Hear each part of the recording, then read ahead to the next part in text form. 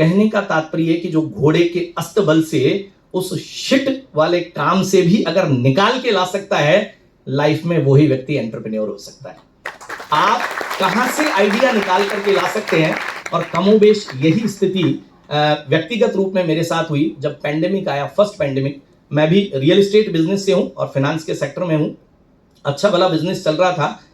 Pandemic जब आया 1.5 महीने लगभग वो पैकअप रहा, सब कुछ घर पे बैठे रहे।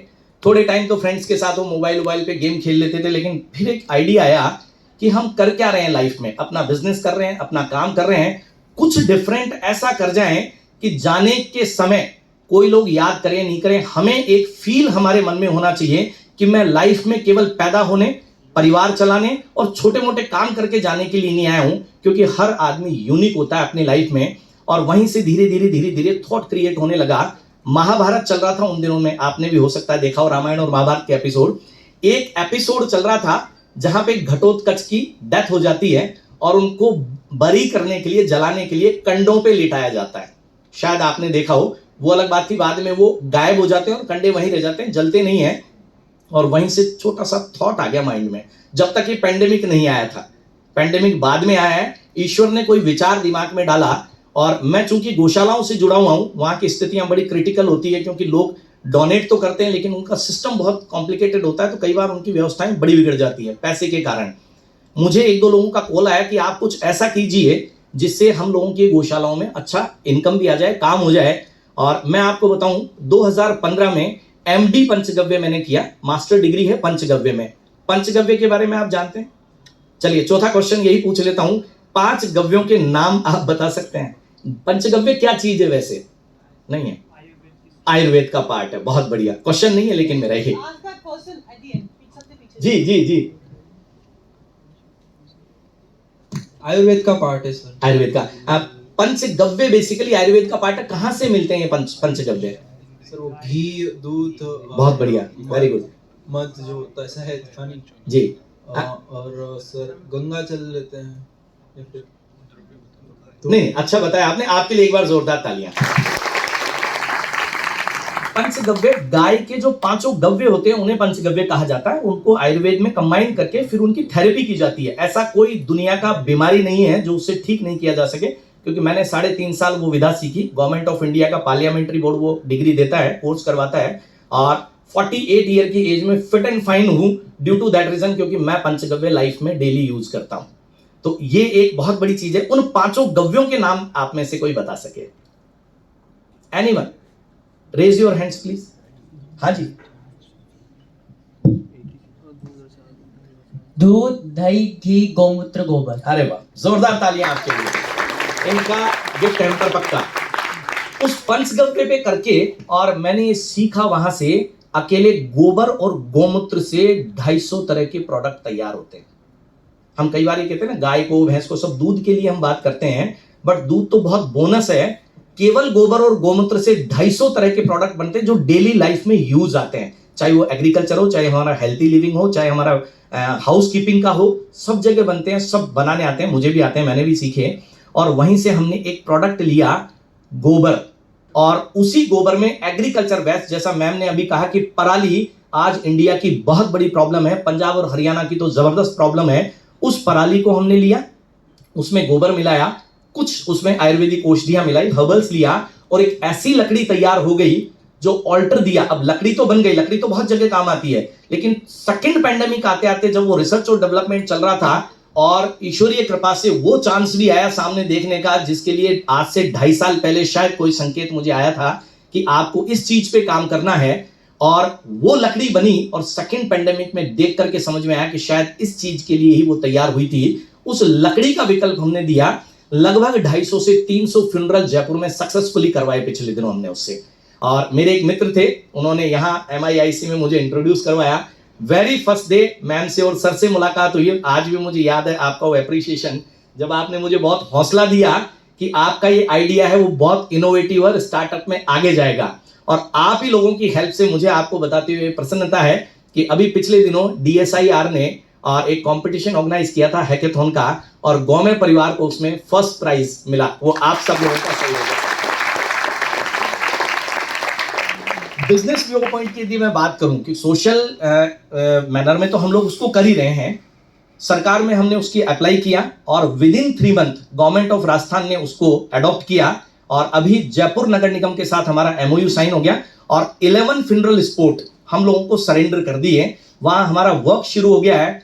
मजेदार बात ये हो रही है, वहां पर ये वुड फ्री ऑफ कॉस्ट होगी और हमने तय किया कि हम वहां बोर्ड लगाएंगे। कीमत तो हमारी ये है, आप कैपेबल हैं तो दे जाएं, नहीं कैपेबल है तो हमारी ओर से गौ में संविधा आपके लिए। बट अब पेड़ों की लकड़ी जलाना बंद करना होगा, क्योंकि एक स्टडी हमने की पूरे इंडिया में।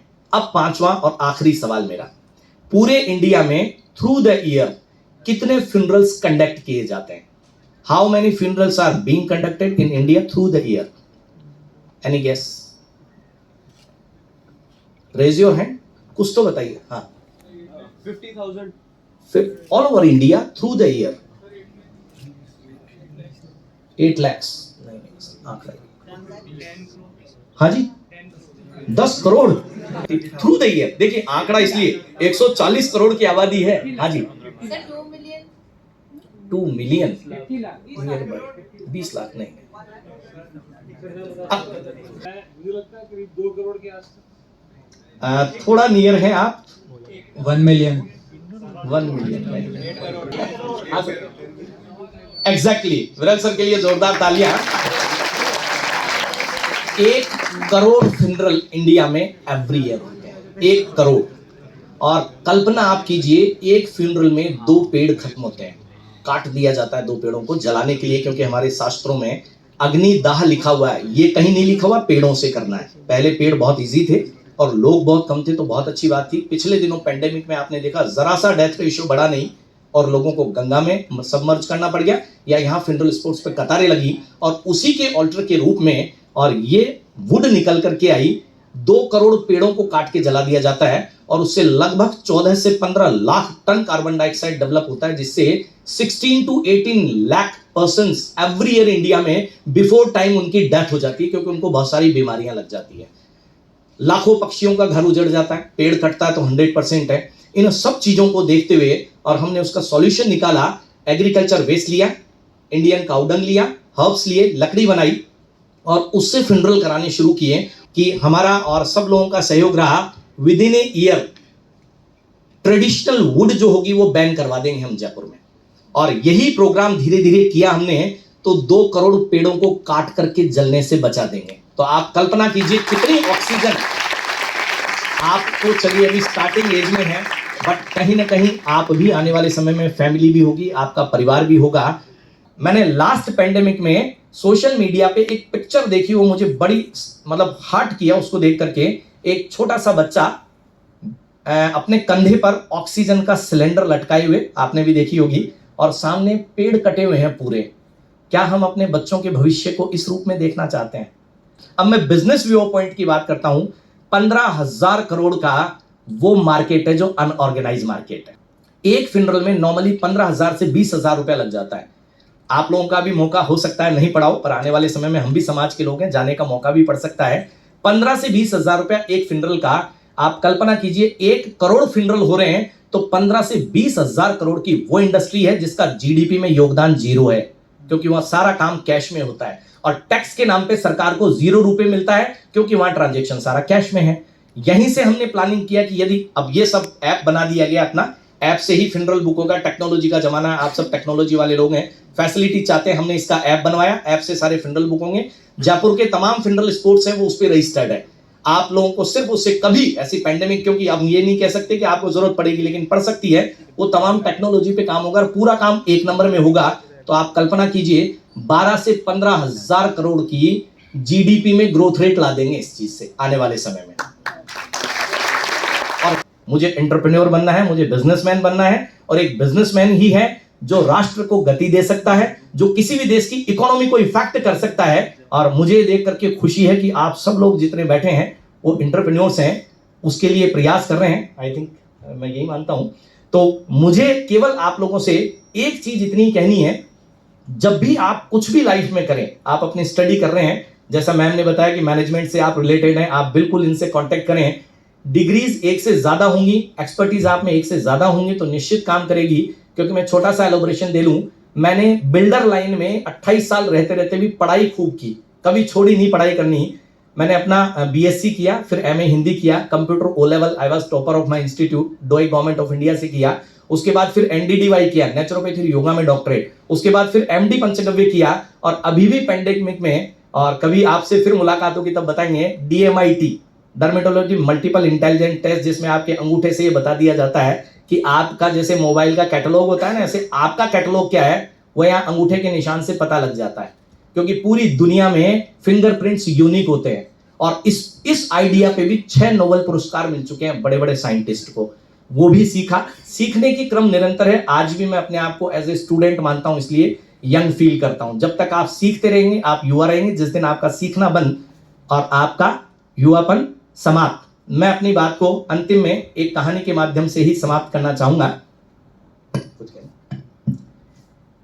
अच्छा, पहले तो ये बता दीजिए आप, अभी अपनी जितनी बातचीत हुई इसमें कुछ ऐसा तो नहीं, चलिए क्वेश्चन आंसर तो लास्ट में अपन कर लेंगे जी।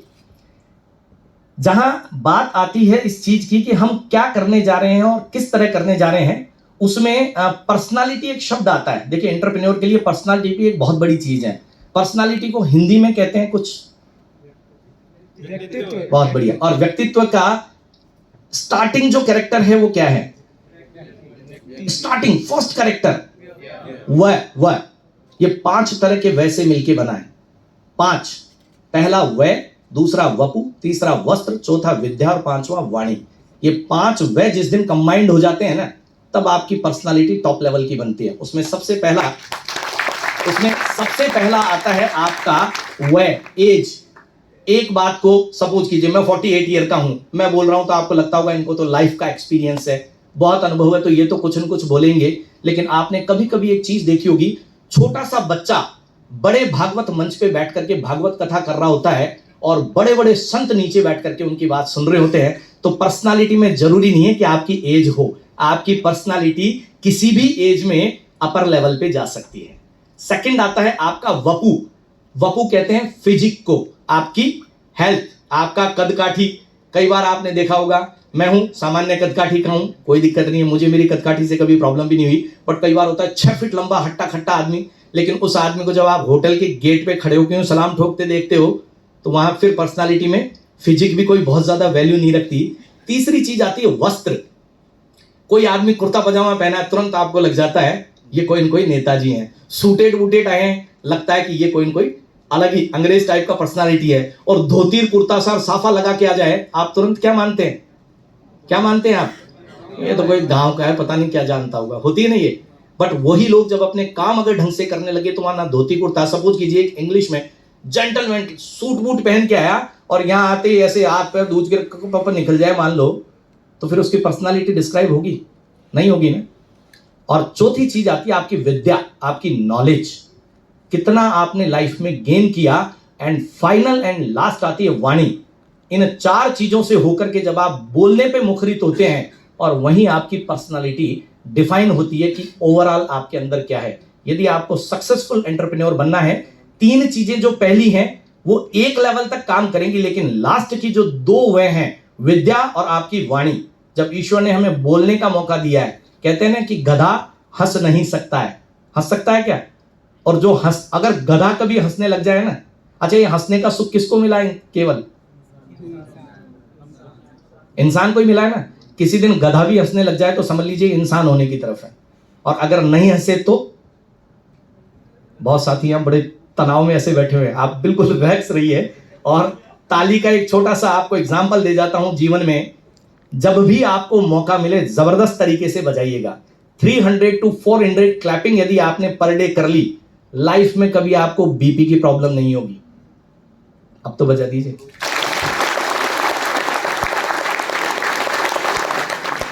मैंने जैसा आपको कहा, मैं अपनी बात को समय की मर्यादा को ध्यान में रखते हुए यही समाप्त करूंगा एक छोटी सी 2 मिनट की कहानी के माध्यम से। पक्षियों को आपने देखा होगा, दुनिया में सब तरह के पक्षी हैं। सभी पक्षियों को 2 पैर दिए, 2 आंखें दी हैं, एक चोंच दी हुई है और 2 पंख। किसी पक्षी के 4 भी पंख है क्या?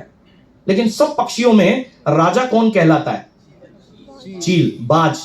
क्यों कहलाता होगा? कभी गौर किया आपने? ऊपर उड़ता है सर। अच्छा, ऊंचाइयों पे क्यों उड़ पाता है? कैसे उड़ता होगा, किसी को है आइडिया? मैं बताता हूं आज आपको। जब बच्चा पैदा होता है ना, उसकी मां उसको राइट फ्रॉम स्टार्टिंग लेकर के और यहां से जमीन से 12 किलोमीटर की ऊंचाई पे जाती है। ये प्रैक्टिकली है, ये सारी चीजों मैं आपको अब बता रहा हूं। 12 किलोमीटर की हाइट पे लेके जाती है, जिस हाइट पे अमूमन हवाई जहाज उड़ा करते हैं, और वहां से ले जाकर के एकदम से छोड़ती है उसको। जब वो लगभग 1-2 किलोमीटर नीचे आता है, तब तक तो उसको आइडिया ही नहीं होता मेरे साथ क्या हो रहा है। लेकिन जब वो धीरे धीरे नीचे आ रहा होता है, लगभग 7 किलोमीटर यानी 7000 मीटर तक नीचे आ चुका होता है, तब उसके धीरे धीरे पंख खुलने शुरू होते हैं। बहुत हार्ड एंड टफ ट्रेनिंग होती है। पूरे समाज, पूरे जीवन में किसी भी पक्षी की इतनी टफ ट्रेनिंग नहीं होती, क्योंकि लाइफ में जिसकी टफ ट्रेनिंग है ना, अचीवमेंट भी फिर वही होते हैं, इसीलिए वो राजा भी बनता है। वहां तक आते आते उसके पंख खुलने शुरू होते हैं धीरे धीरे, और जैसे ही लगभग 500 मीटर की दूरी पे आता है, उसको ये समझ में आता है कि मेरी लाइफ खत्म।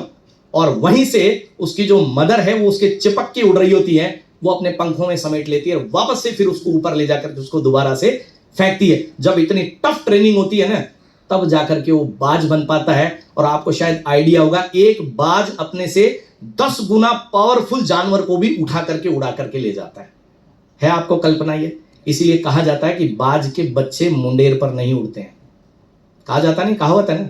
लाइफ में हमें भी यदि एंटरप्रेन्योर बनना है, ये मेरा छोटा सा मूल मंत्र है, जितना मैं सीख पाया जीवन से, यदि कभी भी हमें किसी भी फील्ड में काम करना है तो 5 C हमारे, मैं इसके बाद अपनी बात समाप्त करूंगा, 5 C आप अपनी लाइफ में जरूर ध्यान ले लीजिएगा। हो सकता है आपने इससे पहले सुने भी हो, मैं उसको बोल दूं तो आप दोबारा से भी सुन लीजिए, जिन्होंने नहीं सुना वो सुन ले। पहला C, डोंट कंपेयर। आप कभी भी अपनी तुलना किसी से मत कीजिए, क्योंकि जंगल में कहा जाता है, खूब बार आपने सुना होगा, हाथी के बच्चे को, खरगोश को और मछली को और इन सबको यदि तैरने में लगा दिया जाए तो मछली का बच्चा ही फर्स्ट आएगा, और पेड़ पे चढ़ने में लगा दिया जाए तो बंदर जी फर्स्ट आ जाएंगे। इसलिए डोंट कंपेयर योरसेल्फ। आप किसी से भी अपने आप को तुलना, क्योंकि ईश्वर ने जब आपको इस दुनिया में भेजा है ना, तो आपको यूनिक बना के भेजा है और कुछ अनूठा करने के लिए भेजा है। आवश्यकता सिर्फ आपको अंदर के पहचानने की है। सेकंड चीज, डोंट कंप्लेन। शिकायत मत करना बंद कीजिए। ये ऐसे नहीं करता, वो वैसे नहीं करता, जो कोई करता हो कर दीजिए, आप क्या करते हैं इसको देखना शुरू कर दीजिए। थर्ड है डोंट क्राई। कुछ जीवन में नहीं हो तो रोना धोना नहीं करना। आप पेशेंसफुली अपने उन पोजीशंस को देखिए, 100% आप ओवरकम होंगे एक टाइम के बाद में। और चौथा है क्रिटिसाइज। क्रिटिसाइज भी बड़े बुरी तरीके से करते हैं, किसी की निंदा आलोचना नहीं करें। एंड 5वां है कंसिस्टेंसी। आप जो भी कर रहे हैं ना, निरंतर करते रहिए। आज नहीं तो कल 100% आपको उसमें सक्सेस मिलेगी। जितना अनुभव मेरा रहा और आपने मुझे समय दिया, उसके लिए बहुत बहुत धन्यवाद।